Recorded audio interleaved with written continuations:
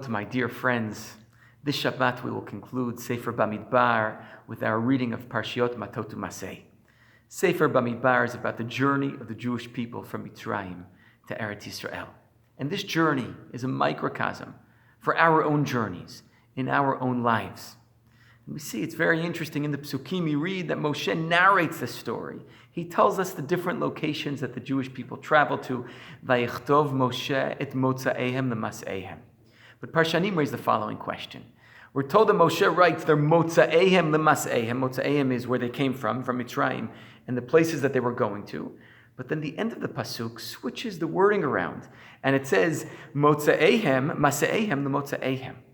Now the Kli Yakar explains very beautifully that at some points the Jewish people were moving forwards according to Hashem's will. They were moving towards Eretz Yisrael.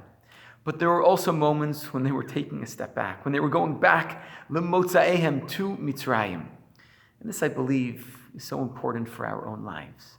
There are times when we're moving forwards, when we're charging forwards and going to the direction and going towards the destination and achieving the dreams and aspirations that we want to achieve. But there are also times when we falter, when we fail, when we go backwards, when we take a step backwards. But we need to keep on the journey and keep going and moving forward.